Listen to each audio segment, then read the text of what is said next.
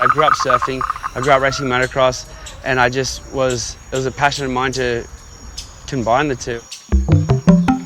I remember I was driving and Jeff Taylor gave me a call and said, we have something really big to show you. Can you come in the office and see it under NDA and then give us a plan on how to make this thing hit globally all at once?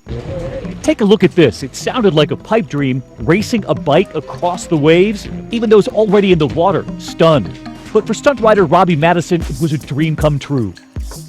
The guys had just got off the plane, hadn't even been home yet, and had drives with this footage of Robbie Maddison riding giant waves on his dirt bike, which up to that point, I didn't know if it was physically possible. Like moving with ease from land to water, taking off, even the foam in his helmet designed to float. And the only other thing he needed was that 20-foot swell in the water's off Tahiti.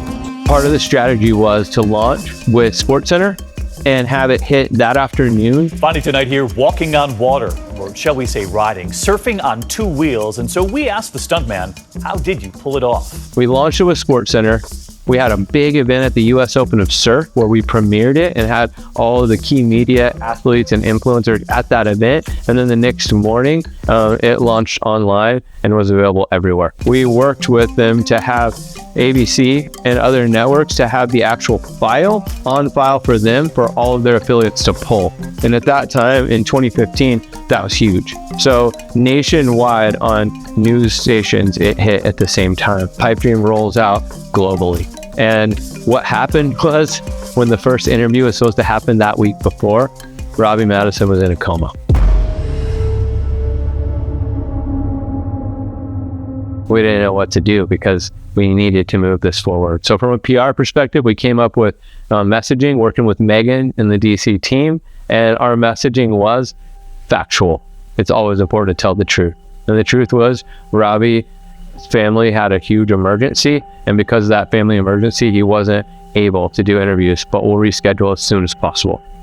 The day that he came out of the coma, got the feeding tube and the breathing tubes removed, he did the interview with Rolling Stone, and it was August, and he's coughing. And the editor of Rolling Stone was like, hey, are you okay? Do you have a cold or something? And Robbie's like, oh no, actually I just had the feeding tube removed. I've been unconscious in a coma.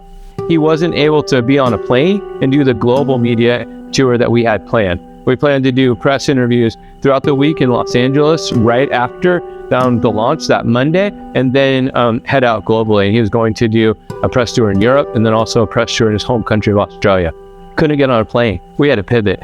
And our pivot was most of those stations and news groups from all over Europe and then also Australia have affiliates in Los Angeles. So we're able to do morning shows throughout Europe and morning TV shows and evening news even, and from Australia in Los Angeles that same week, which was cool.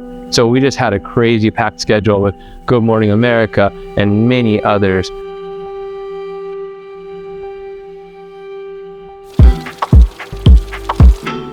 We always have measurable goals set in the campaign, and our goal was really to have 50 pieces of media coverage to hit globally, and we broke out which markets they should hit in. And we hit well over 1,100 different media placements in all the top tier media in all the key markets. Public perception is a very powerful thing, and as a PR agency, we're able to alter public perception for good things when good things are happening. And this DC Shoes Pipe Dream project was a way that we were able to really give DC a moment, working with our marketing team and leading the PR effort.